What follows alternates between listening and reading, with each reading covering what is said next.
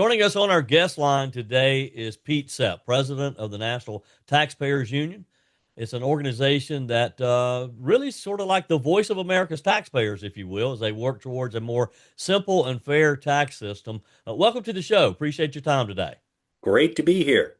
Let's just start with, say, your elevator speech about what the National Taxpayers Union does.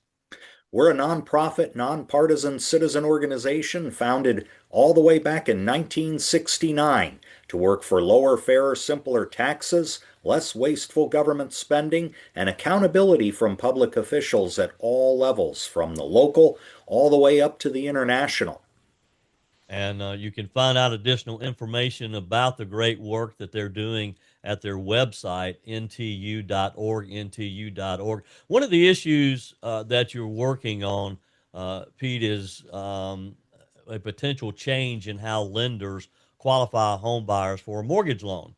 And as I understand it, the Federal Housing Finance Agency is proposing changes to this process. Director Bill Pulte argues that adding VantageScore 4.0, which I guess is a relatively new system, will open the door to more homeownership. The big question, though, is could this expanded access actually bring maybe more underqualified buyers into the housing market and increase the risk of repeating what we saw in 2008? Yeah, and that is the big question here. And this is why taxpayers need to care. All the way back in the late 1980s, National Taxpayers Union was testifying before Congress and warning that Fannie Mae and Freddie Mac, the two mortgage guarantee giants, they bundle mortgages into securities and put them on the open market to encourage liquidity in the mortgage market.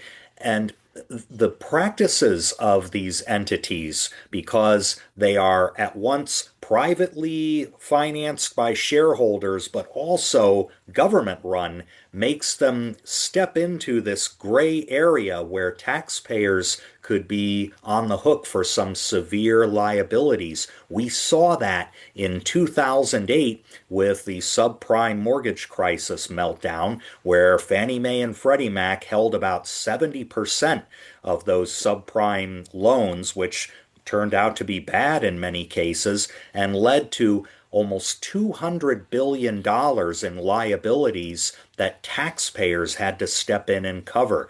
That bailout could be far, far costlier if it were to happen again today. And so taxpayers have an interest in ensuring that Fannie Mae and Freddie Mac are overseen by this Federal Housing Finance Agency to the letter, very carefully, to ensure we don't get into another bailout situation. How do we avoid a bailout? Well, one way we do that is to have accurate tools to measure the risks of all of the loans that Fannie and Freddie are holding.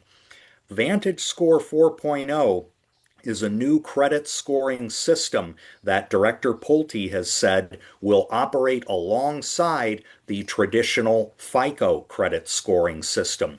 We are all for competition here at National Taxpayers Union. What we're also for, though, is taxpayer protection. And the big question is, will VantageScore's entry into credit scoring mean more or less risk to taxpayers? That is an open question. A number of entities like American Enterprise Institute, Milliman, and others have had side-by-side comparisons of FICO and VantageScore, and they've said, well, there may not be a whole lot of difference in predictability here. So if the goal is to simply let more homeowners qualify for loans, that still means the potential for additional risk. We're not getting better predictability here. We're just getting more loans.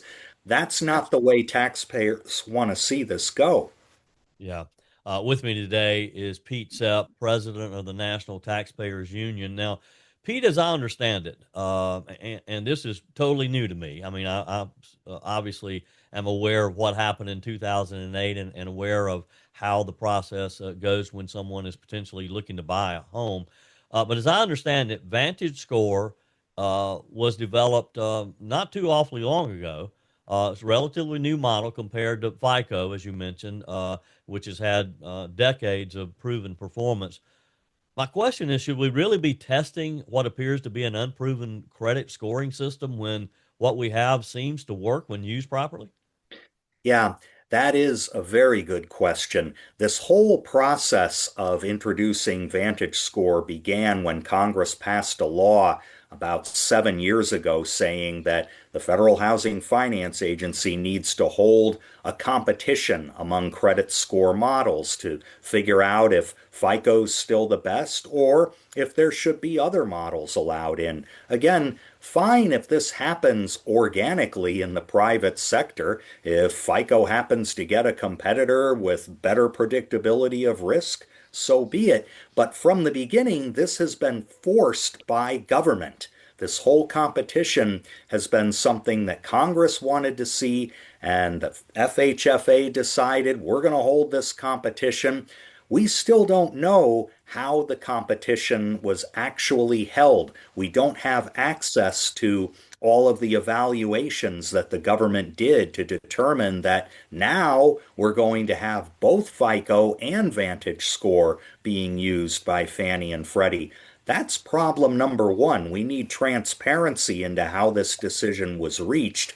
Problem number two is to have more public evaluations of the two credit scoring systems. I mentioned two that have already occurred, those evaluations. We need more before we let this thing become institutionalized and potentially have an inaccurate indicator of risk.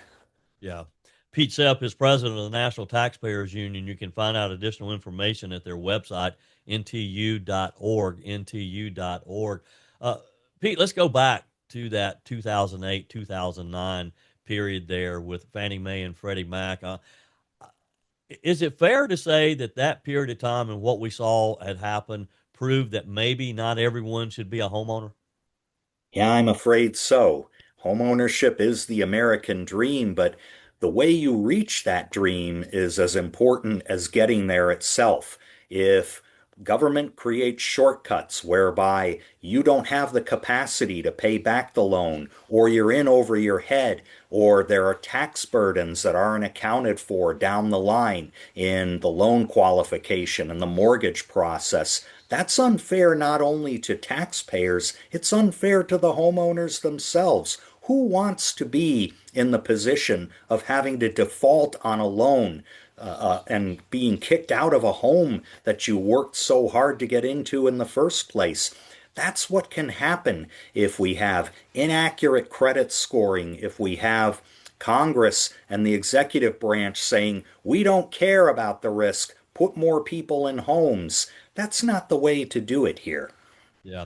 I had a personal experience, Pete, during that time period. I did some volunteer work for an upstate South Carolina nonprofit housing developer.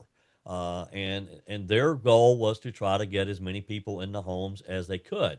And I witnessed firsthand. I guess I probably just didn't completely. I went into this thinking that I was doing something good, but as it turned out, 2, 3 years into this, I realized that as I said, not everybody is cut out to be a homeowner. Because here's what I saw, Pete. I saw people who qualified easily enough; they could make that monthly payment, but when the HVAC went out, or when they had a plumbing issue or roofing issue, they didn't have the money to take care of those maintenance issues, and a lot of them ended up using those homes that this great group, local group, helped them get into.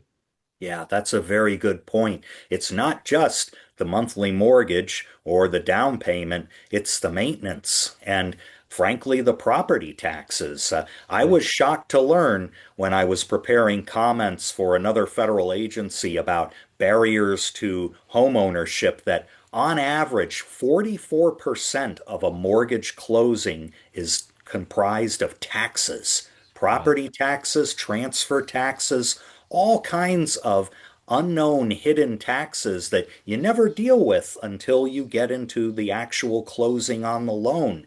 That's a huge burden. Yeah. So back to this potential problem then. The FICO model has been pretty consistent, pretty predictable for what, 30 plus years Yeah. now. So why do you think policymakers would jeopardize that stability And is this not an example of if it's not broke, don't fix it? Yeah, I think you put it very well earlier that the goal was not necessarily to have accurate credit scoring, accurate assessments of risk. It was to kind of game the system and say, well, if FICO isn't going to let enough borrowers into the process to the satisfaction of policymakers, let's just put another score into the mix. And again, I've got nothing against other scoring methods coming into this market, but it has to happen naturally in the way that private sector competition always does. If somebody builds a better mousetrap, that mousetrap wins. It gets more customers. But when government says, we don't care if it's better or not, you're going to use this mousetrap and like it, well, that's wrong. And that's what ends up putting liabilities on the backs of taxpayers. Well, and as taxpayers, we all should be concerned about this. I mean, look, if someone qualifies for a home, I want them to be in a home. As you said a minute ago, it's the American dream to own your own home. But it just seems on the surface, and again, this was brand new to me until just recently, that this is a government sponsored effort to give more access, if you will, only to potentially see more defaults, more foreclosures, and by introducing VantageScore, I think it's setting taxpayers up for maybe another Fannie and Freddie bailout. Yeah, and we cannot afford that. That's the other problem here. Way back in 2008, when we had a fiscal crisis and the bailout occurred, the national debt as a percent of our economy was about 35%. It went up to over 65% at the end of the crisis. Right now, it's above 120%. Now, that's a lot of percentages, but the point is, we do not have the same kind of fiscal capacity for a bailout today that we did back in 2008. And so we have to be extra careful. I know it's been a few years now, but has Fannie Mae and Freddie Mac, I mean, have they totally recovered from that period of time? Many experts would say yes, they're in much better shape financially. I would still point out, though, that their capital requirements, the cash reserves that they have to insure against a downturn, are still less as a percentage than what many banks have. And so we still have to be very careful about making sure those two entities are not stretched too thin because many of them, I mean, Fannie and Freddie dwarf the assets of most banks in the United States or the world today. So if they come crashing down, that's going to precipitate a crisis across the economy, not just the housing sector. Yeah. One final question for you, Pete, and I do appreciate your time today. Uh, who who developed VantageScore? Who owns it now? Well, that was actually developed by the credit bureaus themselves. In other words, the ones that process the reports, they kind of have a different role in the mortgage process from FICO or other scoring entities. But yeah, VantageScore was created by them. And so you kind of have what might be a conflict of interest there. And I think Tim Scott, South Carolina senator who's chair of the banking committee, I know he's supported competition and credit scoring. We do too, as long as it happens naturally. I think his committee would be well served to take a look now that this whole process has unfolded over several years and say, look, where are we right now in terms of risk to taxpayers, risk to the markets? Well, and I'm kind of due to have Senator Scott on the show. I haven't had him on in a few weeks, so maybe I need to get him on and ask that question. That would be an ideal one. We would love to know an answer. Yeah. Pete, thank you so much for your time today, and thanks for what you guys do. For more information about this great organization, the National Taxpayers Union, go to ntu.org, ntu.org. Have a great one. You too. My pleasure. Take care.